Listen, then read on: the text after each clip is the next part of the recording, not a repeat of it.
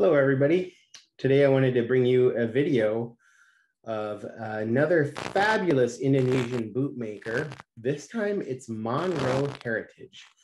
Monroe Heritage is a brand that came onto the scene probably about a year to year and a half ago, a little bit longer than that, making heritage boots in the Americana style that's become increasingly popular and well recognized in the Indonesian boot scene.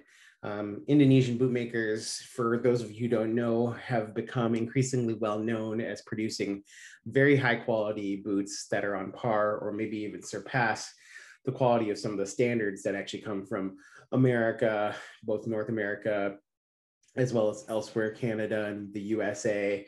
And they have rapidly gained a foothold amongst the boot aficionado communities, brands like Onderhood, Professor Barnett's, Prof Barnett's, Renav Goods, goes on and on, Benzian.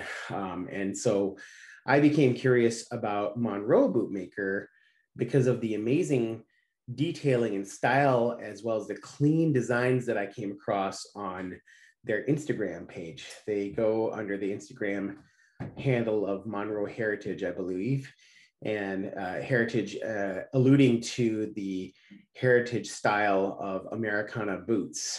So up until recently, Monroe was really focusing their efforts on using local Indonesian leathers, but have recently broadened to include some international leathers. They offer an incredible value for what you get.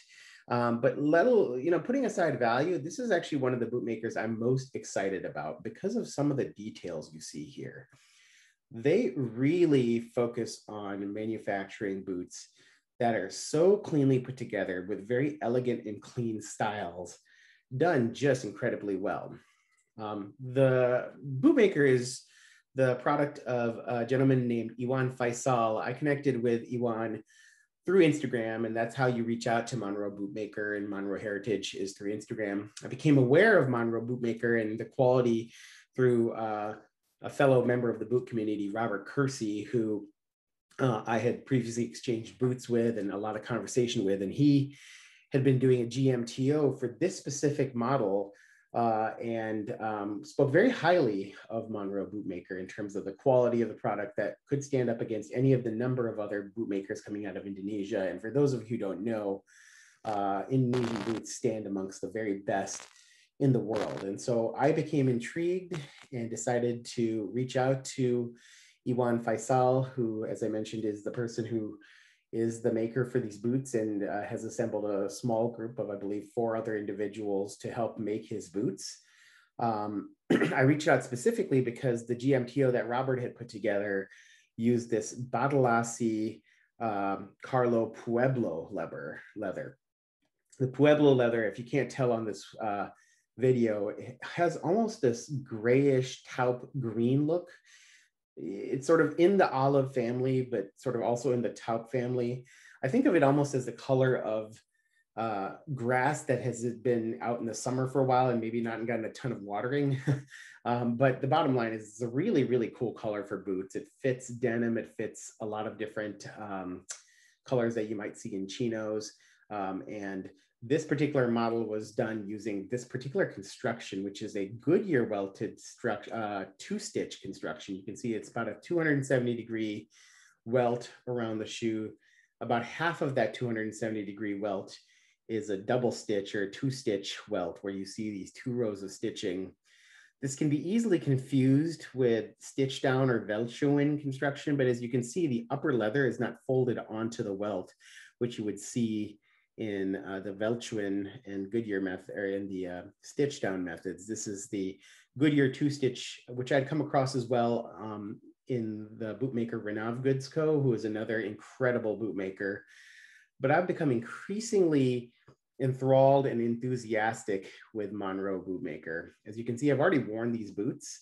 One of the really cool features about the leather being used, the Badalasi Carlo Pueblo, the Pueblo is the color here, leather, is that it patinas really well, meaning it picks up nicks and scratches. They can be actually brushed out pretty cleanly, but it's a leather that's known to rapidly develop a patina. And to accelerate that process, I asked that Monroe not finish this leather. So basically just allow it to be its natural sort of state so that it can pick up some of those imperfections that I can eventually allow it to patina with the use of just wear and tear and a little bit of brushing. And eventually I can go back and finish it myself if I wished.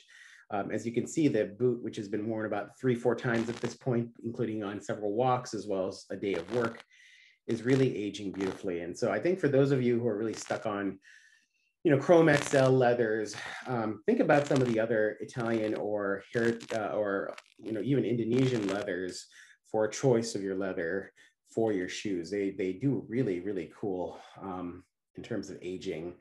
And so Monroe has had this Battlelassie leather. It's $100 upcharge. I think their boots cost $250 at base. It's $100 extra to use the Italian leathers, and then shipping is, depending on where you are in the country, not included in that price. So still an incredible value. And just to kind of feature some of the details on this boot, you can see these kind of antiqued brass eyelets that are done in a really clean design. You can see how precise the stitching on the upper is here. It's just almost perfectly done. And the detailing is really, really nice. I really like the laces that they include, and they actually do include a separate set of laces if you wish more of your traditional dark brown lace. But again, just look at that detail there. This is a true leather cap. It's not a faux cap. You can see the extra piece of leather here of this Battlelassie leather. And again, here's the cap, and gives you a view of that cap toe. And again, if I can pan over, you'll see the incredibly well done welt methodology. This has obviously got a natural edge welt, kind of a gentler woodsman heel than many of the other makers are doing here. This is a Dr.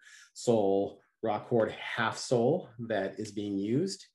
The tongue is made with a different, probably reverse leather there, and it has the Monroe Bootmaker stamp at the top. And then you have an extra set of eyelets, maybe more for storage than for utilization. This is essentially a boot that's about five inches in height. Doesn't have a heel cap like many of the designs in the service boot line might have, but I think that it lends itself to a really clean, elegant look. And so just so you're aware, just a beautiful, beautiful makeup.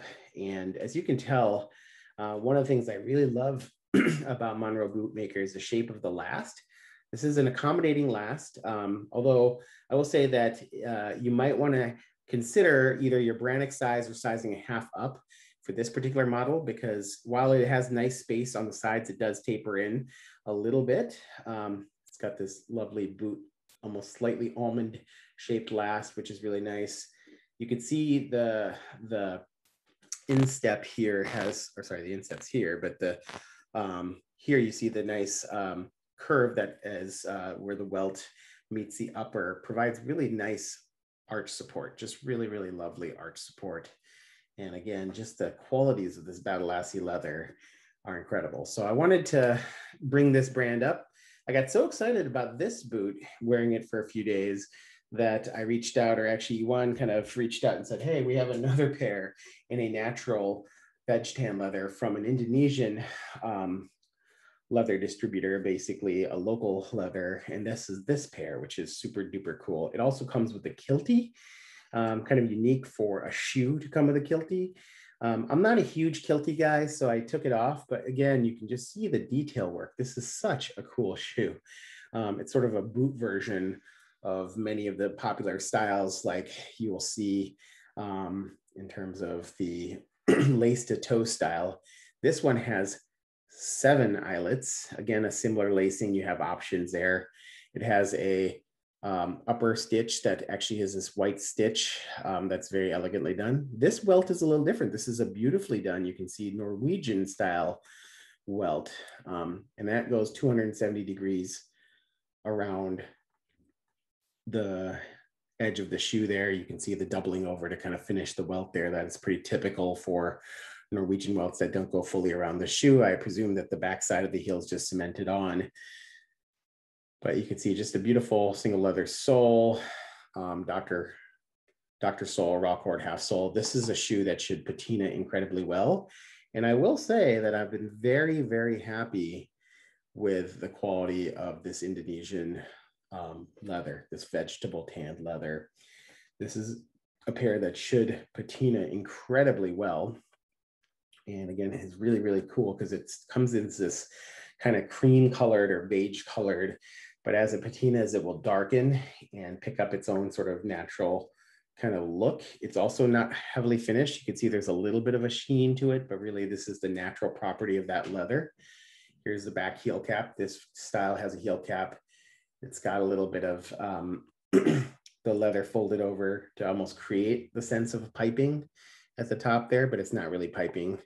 Along the edge of the leather there, you can see the elegant stitch detailing that are done here. Just everything is so precise, so precisely done. So beautiful shoe here. If I pick up the second shoe just to kind of give you a sense for the pair as it is, here you go. Beautifully done. I'll pull back a little just so you can kind of see. There we go. There we go there. So beautiful, beautiful pair of Monroe heritage shoes that are like boots. Just a beautiful design. And of course, I will show you the pair of boots that got me started on their journey. While I do that, I'm going to talk a little bit about what I'm thinking in terms of, gosh, so many choices these days for you to spend your money on heritage boots or workwear. Here is Monroe's GMTO with Robert Kersey. Just a beautiful, beautiful makeup here. So one thing I will say is that when you're looking at boots, you want to own boots that you'll be proud to wear. And sometimes that comes with a brand name. A brand like Alden, a brand like Viberg might generate pride of ownership, even if sometimes the quality of construction may be a little bit less. You know you're getting a high quality product because of the heritage of the shoe. The company stands behind its name. Monroe and other boot makers coming out of Indonesia obviously don't have the history that some of the American companies have, but they make up for it with incredibly detailed shoemaking and skilled artisan craftsmanship. So these boots, as well as the shoes, generate an incredible amount of pride of ownership. You really feel proud to have these on your shoe, on your feet, these shoes on your feet, these boots on your feet. They look great with almost anything you put them with. They fit incredibly well. The last is elegant yet rugged. Different last on the shoes, as you can see here, slightly different shapes to the toe. Just little differences there. But gosh, you know, these just are so exciting to own. And I'm so excited to put them through the wear and the use to develop patina. And I'm looking forward to developing another design that I have in mind with Monroe. They're incredibly awesome to work with. Iwan is a great guy. He's a fellow Leica photographer. He and I know each other a little bit through Leica cameras as well. So certainly that helped in my communications. He's just a great guy, super nice guy, very responsive, pride of ownership, incredible boot, incredible value for what you get, highly well constructed Monroe bootmaker. Give him a check and we'll see how things go. Take care. Bye.